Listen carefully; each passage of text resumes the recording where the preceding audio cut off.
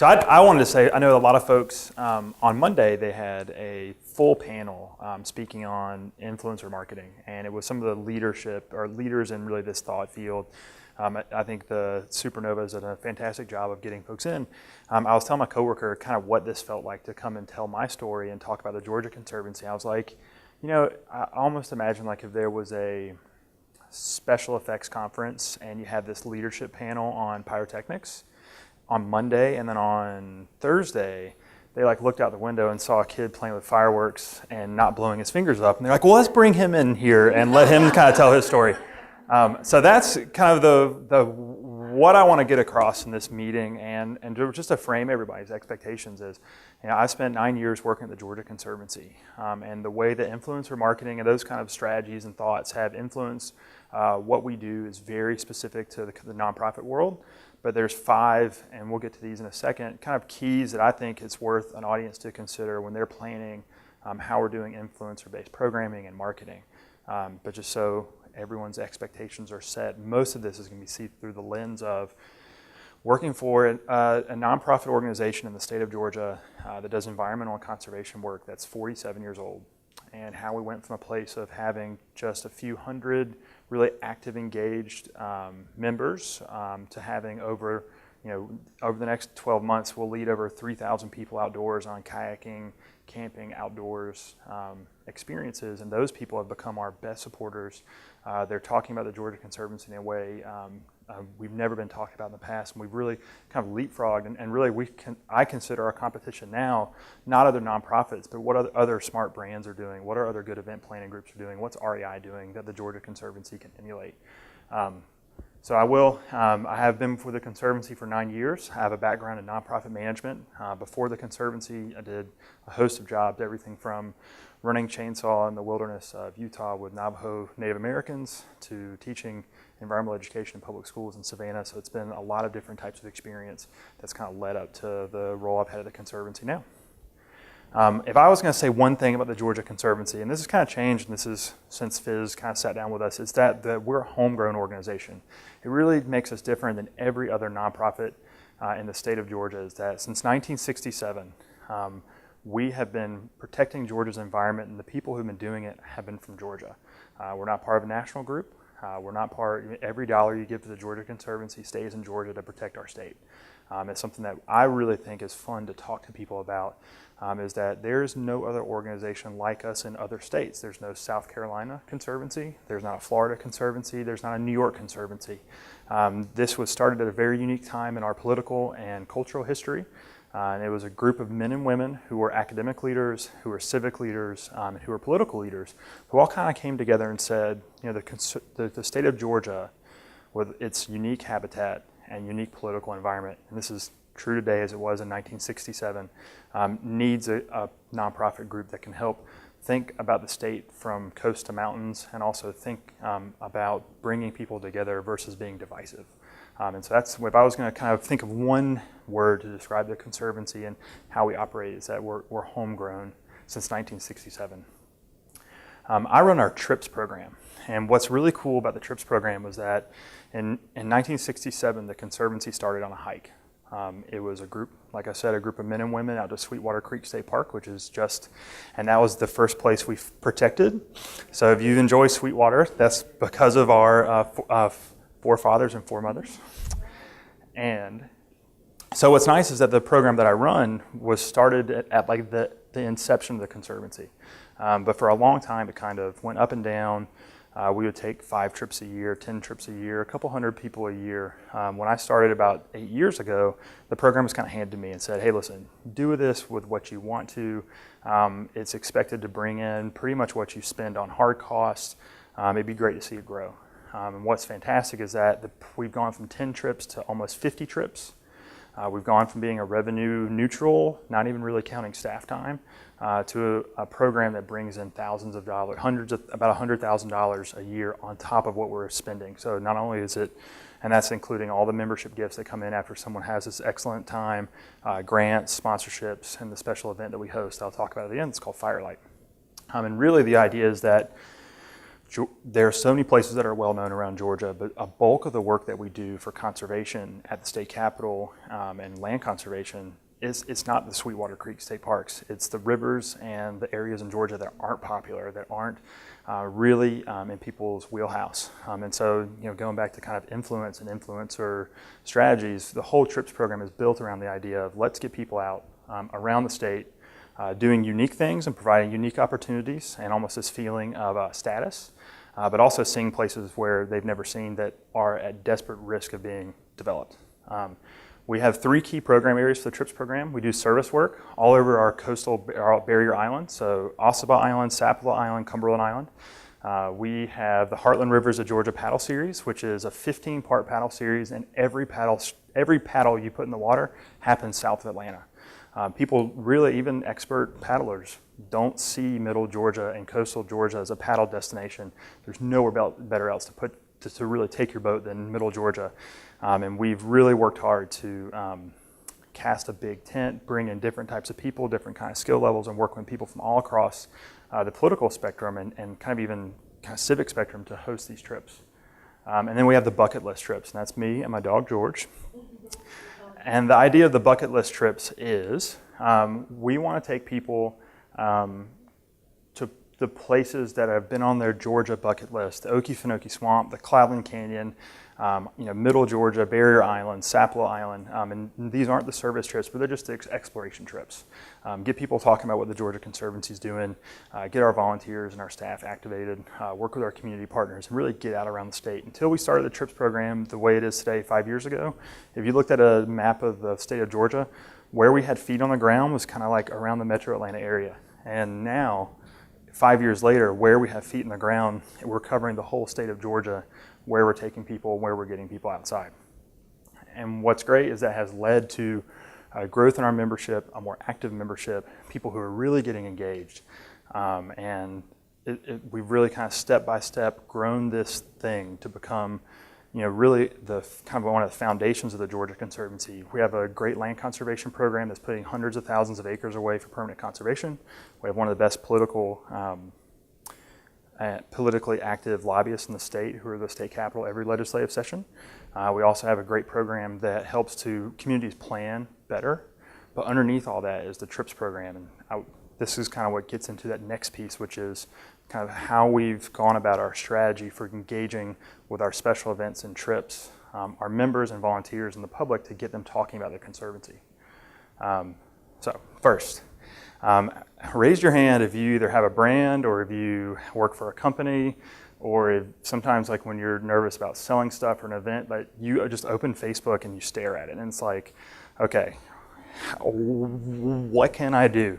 And it's almost this monster. And so it becomes this thing where you have the results that you want, which is active customer or engaged customers, selling tickets to events, bringing people out to trips. And then you have, really, if you sat down and thought about it, the way human beings in the real world sign up for those kind of things. But what stands in the way sometimes is this almost instant gratification of some of our social media outlets. And also this kind of idea that if I continue to feed this machine, put more content out, put more photos out, tweet more, Instagram more, that somehow that's going to translate into more customers, more engaged guests. And so one of the big things I want to, and I have to do this too, if you guys walk away, the one thing is kind of the idea of walk away from this monster sometimes. It can be a real time suck, and there's a lot of value in social media, but I think one of the things that is important for nonprofit organizations to consider, for the companies you guys work for, is really thinking about like, how would I buy this? Why would I want to go and buy this thing or participate in this event? It's not through a photograph that comes sliding through on Facebook. It's really because someone most likely has talked to you about this product or encouraged you to come.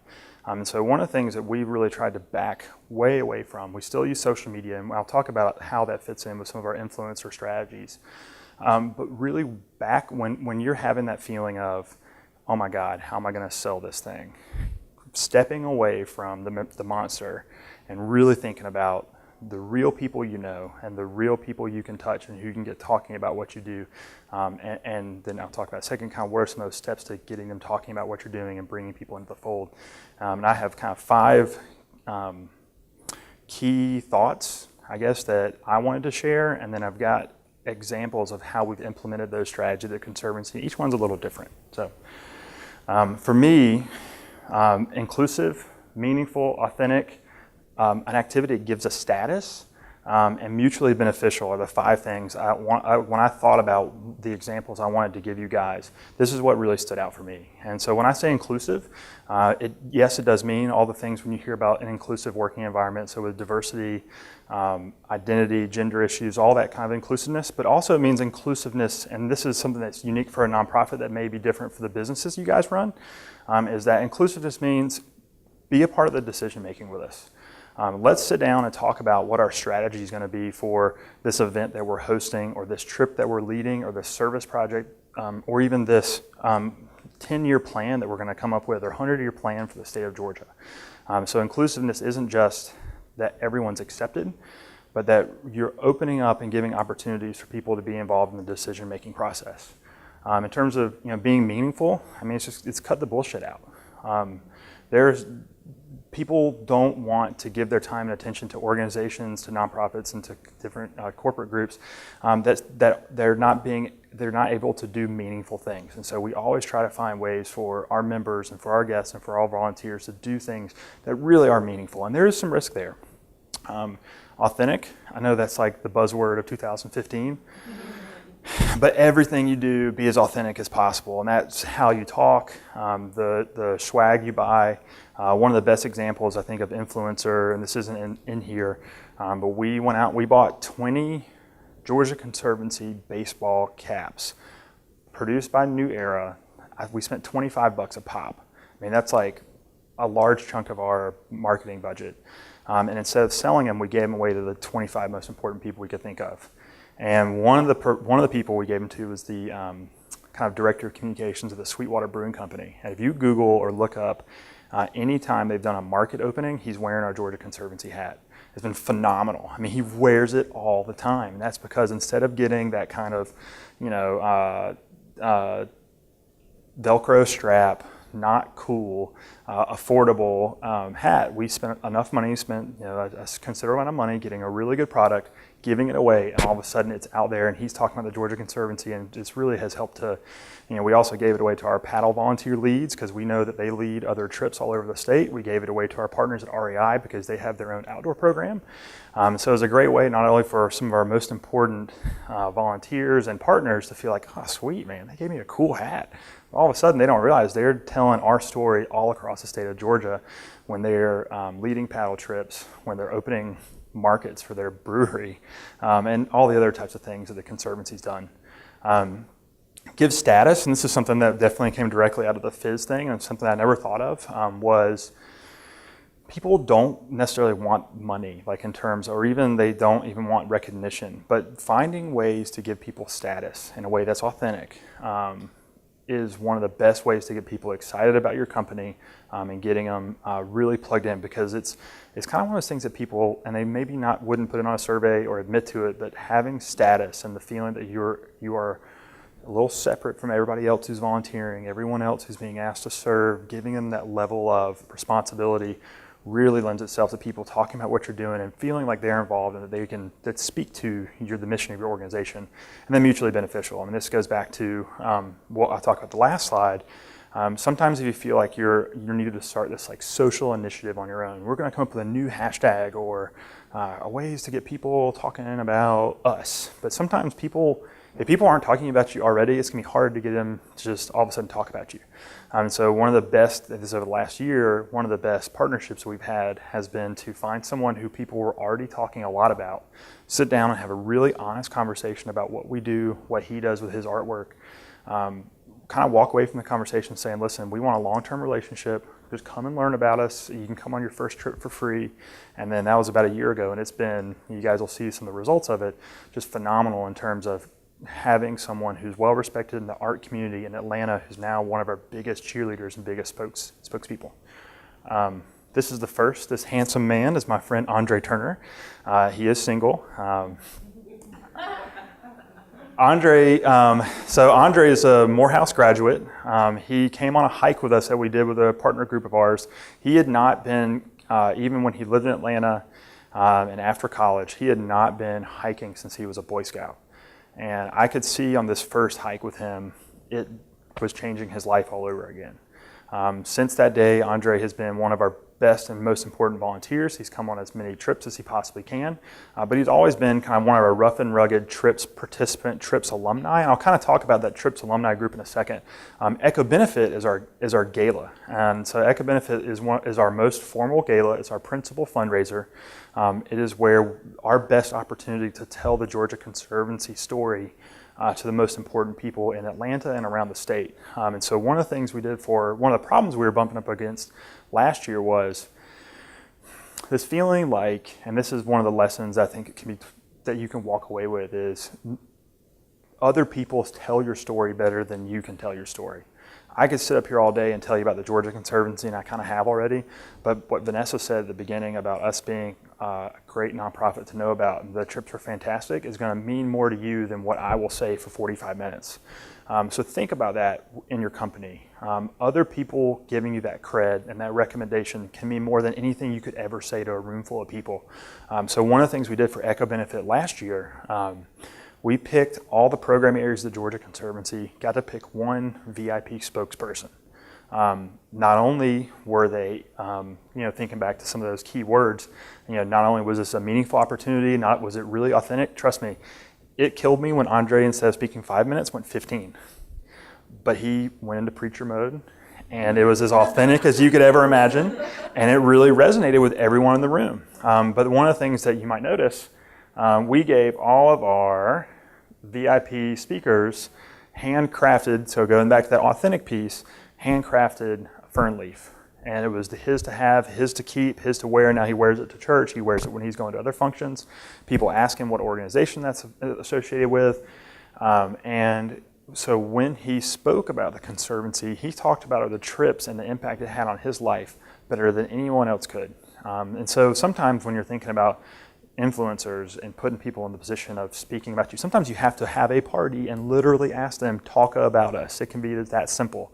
And so we had one of the best professors at Georgia Tech who's been involved in our sustainable growth program. He spoke to the crowd. Judy, who works with Vanessa, Steve, he was one of our VIP speakers, and Andre was one of our VIP speakers. And it was just a great way to have three totally different people, but who in their world are respected leaders, get up in front of a room of people and tell your story for you. Magic. So going back to the TRIPS program, as we started to pick up steam about 3 years ago, and we were leading maybe 800, 900 people a year, for better or for worse, and we've turned it into a better, we started seeing the same people over and over again. When you're a statewide organization, you're only doing a few thousand, and you only have spots for a few thousand people, it started to kind of worry us, well, what happens if this becomes a club or a clique and only the same people kind of start showing up? One of the other worries that I had was, what if we're kind of building this program that, for now, for the first couple of years, is very personality driven with me and some of our coworkers. What happens if I take another job or something happens to me? All the things that make the trip special are kind of residing in one or two people. There's this worry of how can we kind of spread that out a little bit. And so we created the Georgia Conservancy Trip Host Program. The idea was, let's take these people who were seen a lot. It was kind of not a negative experience, but we were kind of worried about like how many times are we going to see these folks? And you guys may have customers like this who are like, okay, well, they're back again, or they follow you on social media, or they're always tweeting what you're doing. We sat down with that group and said, what can we do to make the TRIPS program better? How would you guys like to be involved? And so two things happened. One, we expanded the trips that we were doing, and we expanded the size of the trips that we were doing. So we had more capacity, but we were really nervous about how the hell we were going to fill up all these trips to all these crazy places. Well, we went back and we sat down with this group, about 15 people who are our key influencers, our most loyal trip participants, and talked them through, hey, what's good, what's bad, what's ugly, what can we improve on, but most importantly, how do you guys want to get engaged? And we created this thing called the Trips Host Program. The idea is that every person who's involved with the trips, and Judy has been one of our trip hosts, we ask them to do three things. One, they pick 3 trips and they get one of their top choices. They get to come absolutely for free. And so there's definitely more, some of the trips are more marquee than others. So we've had to kind of play the shell game over the past few years of, well, you got to go on this trip this year. We need to move you to this trip.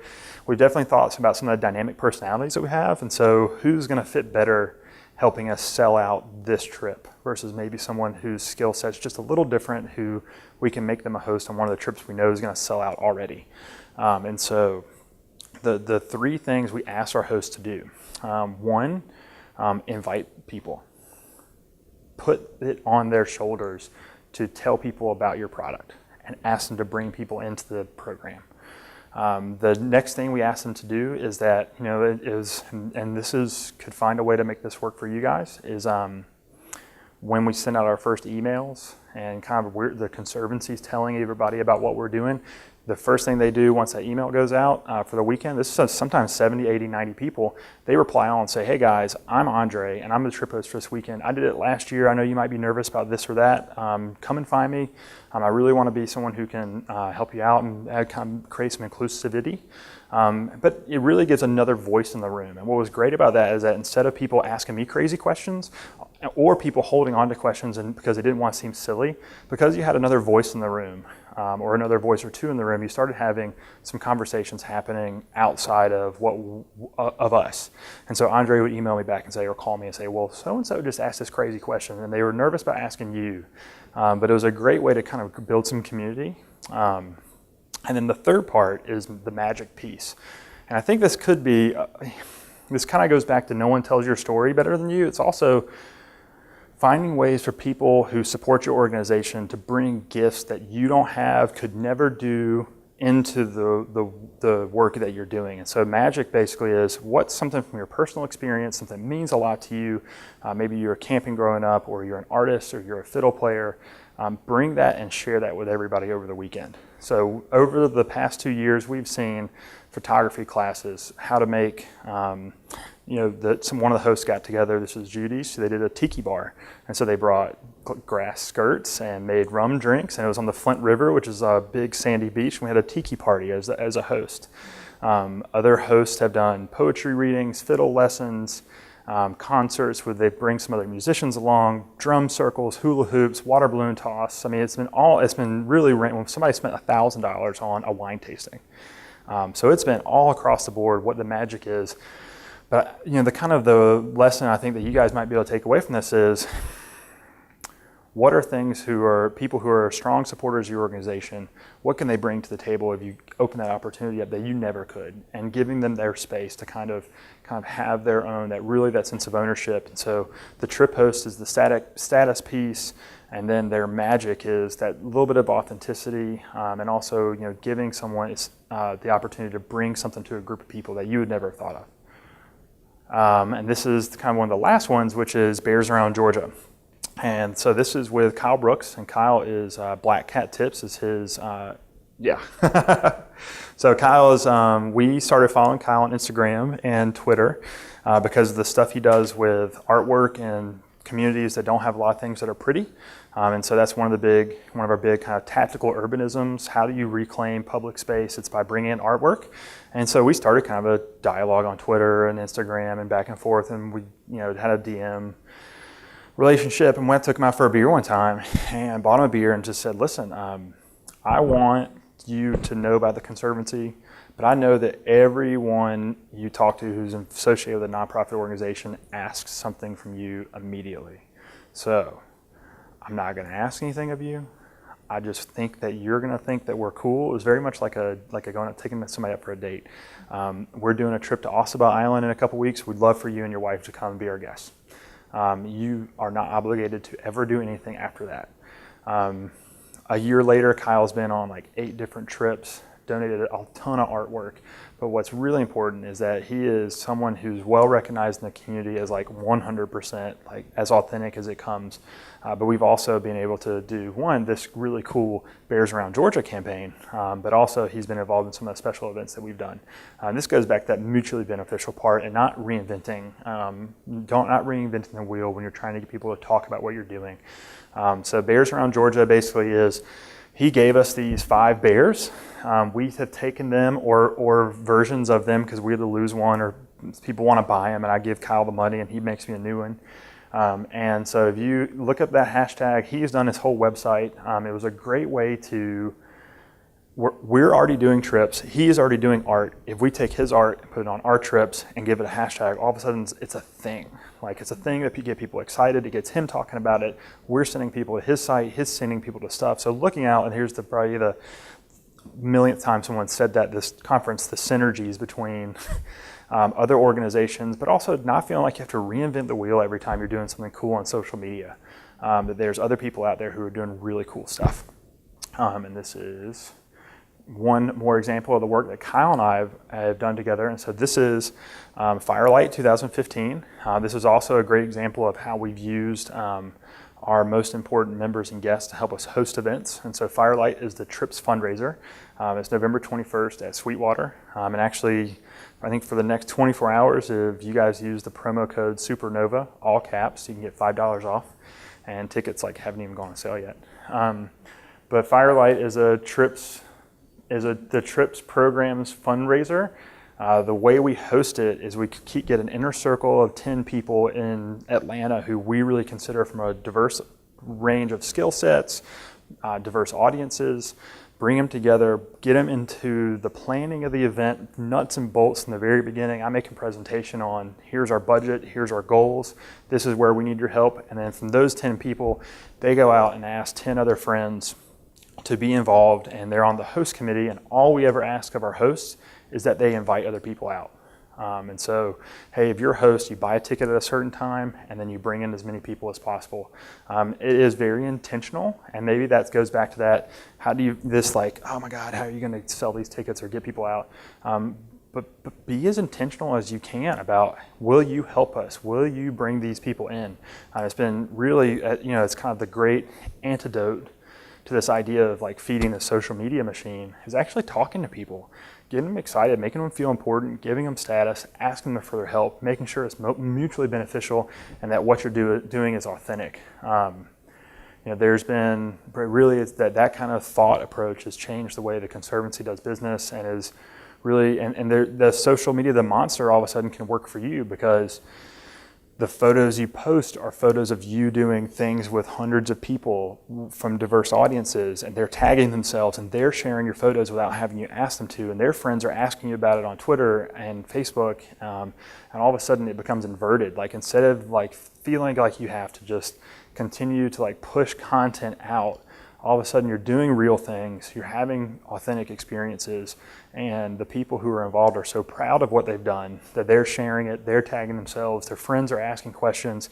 One of my coworkers, who was just a trip guest at the time, her name is Renee Austin, and she used to do sales at V103, and then before that was at Hot 107. And Renee is an African-American woman. A lot of her friends wouldn't identify as outdoorsy people, although Renee would. And so Renee helped us lead a group of Spelman students on a service weekend to Cumberland Island.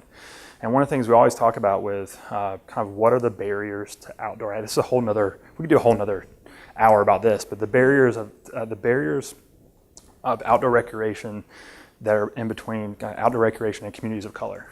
And so one of the ways we remove that barrier is ask people from those communities to be involved in our organization to help us lead trips, because we know that it really helps to break down some of those cultural myths and those myths of, oh, we don't do this. And so we talk about this for years. One of the craziest things I've ever seen happen. We talk about this, community leaders, the cultural myths, and then all of a sudden on Facebook, Renee was on Cumberland, and she was talking about how a feral horse was walking past her tent, and how like, whoa, totally freaked her out.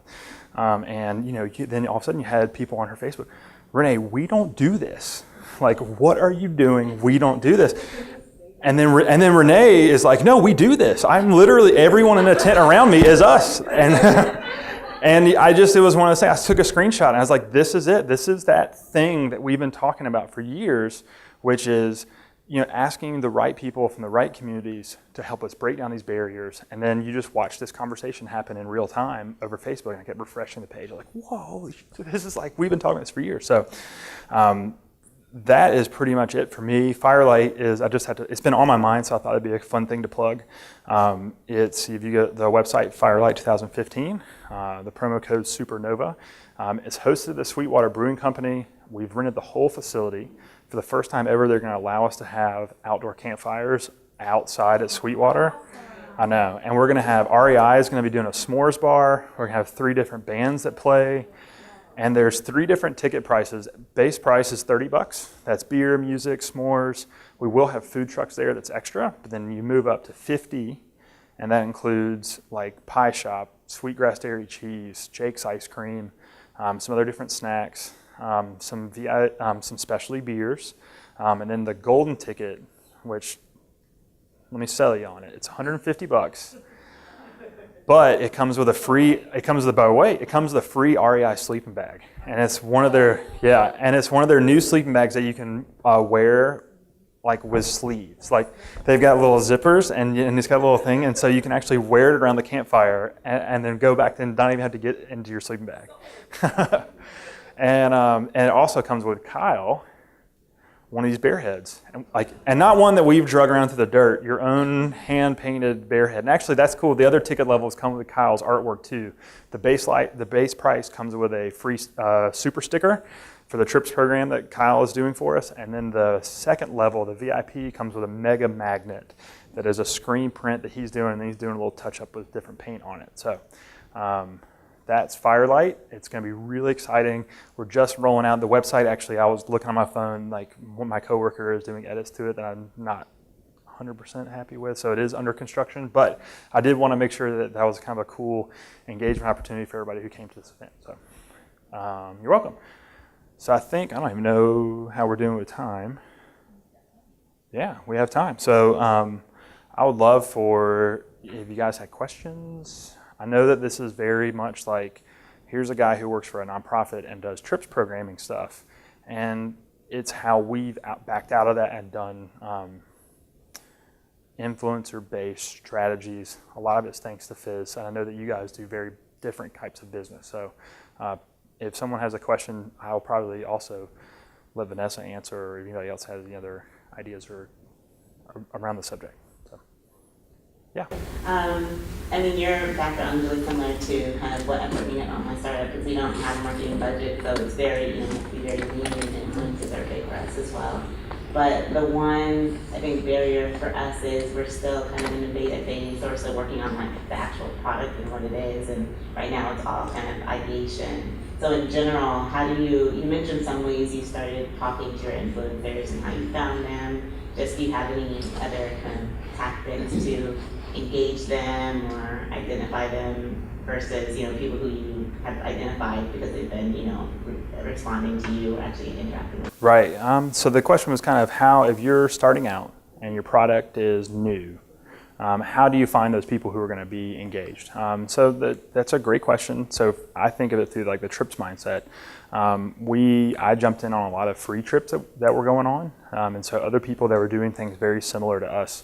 And so inevitably people will talk to you about, hey, what are you doing for a living? What's your job? Oh, you work for the Conservancy. What kind of stuff are you doing?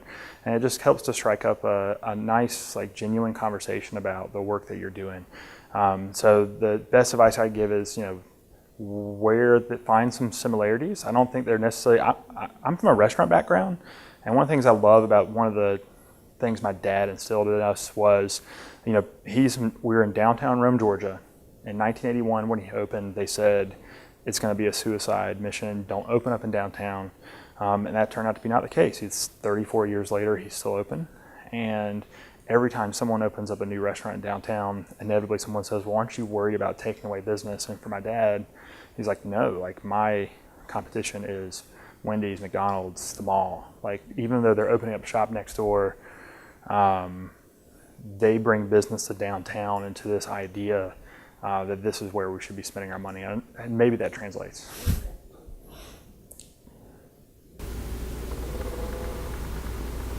Bryan, what's your future growth strategy? Like, what's your next strategy? Yeah, so that's a good question. So for us, we just went through our new strategic plan, and what was kind of liberating, but then sometimes frustrating about the trips program is a lot of this growth happened outside of the strategic plan, which is kind of like your business plan for a nonprofit. And so we had this exponential growth in between strategic plan cycles, and no one predicted that we were going to do the things that we were doing in 2003 or 2004. We just had a new strategic plan, and so the idea is that we're going to continue a little bit of like the percentage growth, but really start to focus in on expanding the trips that we're doing and finding ways to take the kind of concept and the backbones of the trips that we're doing around the state.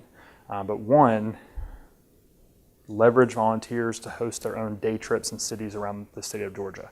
So we've got all these so essentially it's the trips that we're doing now, the 15 Heartland Rivers of Georgia paddle series, the 4 stewardship trips, the 10 bucket list trips, is that we're gonna kind of take some of the lessons learned. We know, I mean, unless we just started adding staff and there's this concern of mission drift to the organization, we are going to take some of the lessons learned from those signature trips and apply them towards expanding day trips programs where the liability is not as high, where some of the ability to execute that kind of experience threshold is a little bit lower, but you can still have some of the things that people enjoy about the Conservancy trips, the environmental education part, the fact that it ties back into a conservation group. So we're going to work on the lessons learned from our signature trips and expand them around the state. And there's also the idea of, hey man, let's have a little bit of a cooling off period. We've been really successful. We've had a great engagement with sponsors. We've been able to take some of these trip participants and turn them into major donors, like $10,000 a year, which for the Conservancy, there's not a ton of those who just spring up out of nowhere, and these guys have. So let's get better at what we're doing. Let's make sure that the trips that we're hosting, they're really making all those connections in the community. We have the opportunity to, that we're doing the advocacy work and leveraging the relationships we're building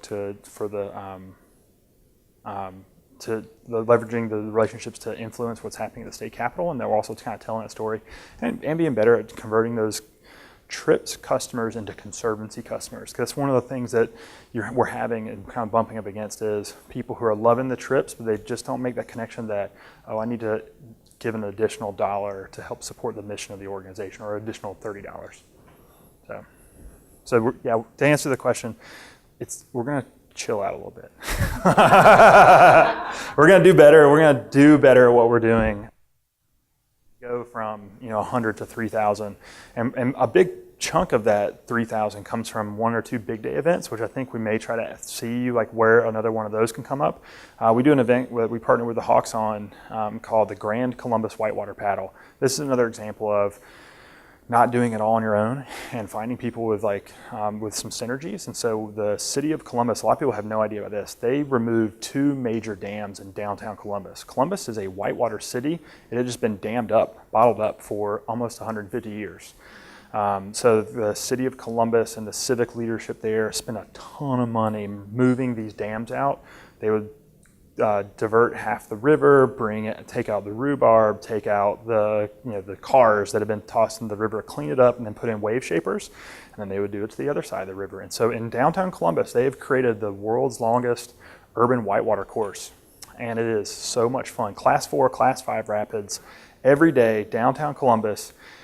It is wild. And so they needed help kind of telling that story.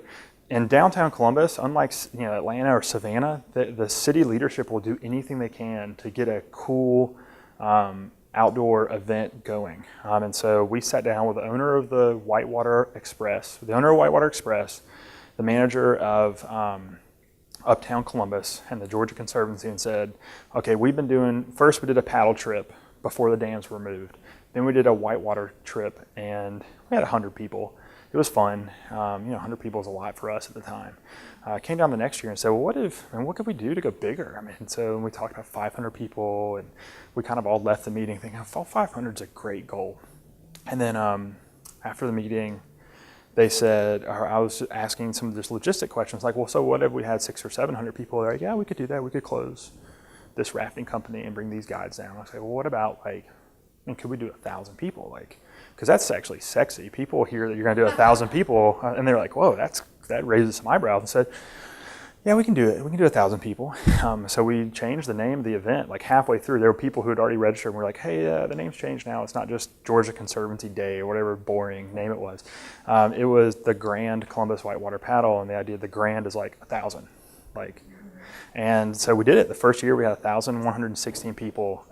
And then so this year we had 1,515 people, and it included because you already have these whitewater rafters. I mean, it was all day. I gave the same speech 15 times. All day, every hour on the hour, actually leaving from 2 different locations, people on the water, and then we had a outdoor concert and Sweetwater, and the rafting was it was the deepest discounts of the year, and then everyone got a free Sweetwater beer when they were off the water. And so it was beer, rafting, discounts, and the whitewater really is incredible. And so look, now they got me talking about and telling you guys about whitewater in Columbus. So, and that is a good example of kind of the when you've got these 2 or 3 groups that all need each other, how we went from doing 100 people to 1,000 people. So I would love to find something similar to that, to be able to, that's one of the ways that if we do have another one of those big chunks of people, is if we find another kind of matchup of a city, a private company, and then a nonprofit organization.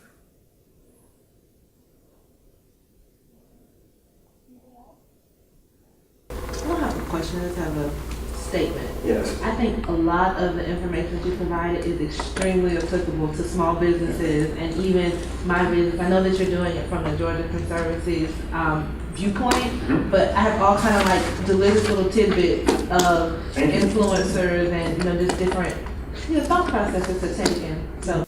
Well, thank you very much. Okay, thanks. Awesome, thank you. And guys, don't feel, I didn't even talk about this, the trips are really affordable too. And they're open to anyone, no matter your skill set, no matter what community you're from, no matter if it's your 100th time down the river or the first time down the river. It's a incredible community. I'm really proud of how open and inclusive everyone is. And we're doing 2 or 3 trips a month, so it works for your schedule. So it depends. So it could be, and also one depends on how long you want to be with us, what you want to eat, if you're bringing your own boat, and also what you're doing. So the Cumberland Island Service Weekend, it's a heavily subsidized trip. It's about $150, but that's everything for a weekend on Cumberland, but we're doing some service work. But it means you get access to places you'd never get to be on your own. For some of our paddle trips, it's $25, $30 if you have your own boat. But we always work with vendors, and either you can sometimes buy through us, sometimes buy through our partners. They'll have really deep discounts. So it's like, hey, some of the trips will be a weekend trip. It's $45 is the base price, or $25 is the base price for the paddling. If you add camping, it's $10 or $15 more. If you want us to cook you dinners, it's $10 a dinner, and the food is awesome. I do all the cooking. So, and then if you want to add a canoe, and so sometimes it can get up to $150, but it kind of depends on kind of what you want to spend and how you want to do it. But we also have a great day trips program that is part of the kind of our expansion, and we did 6. We're doing this calendar year, 6 free day trips around Atlanta, and those have sold out like that. I couldn't believe it. And we've got our own, I know some people in the group earlier were talking about meetup. We have our own meetup called Georgia Outdoor Stewards that we create to post some of our own opportunities, but also for the people in the community to post opportunities for hikes and education outings and stuff like that. So, good question. Awesome. Thank you, guys.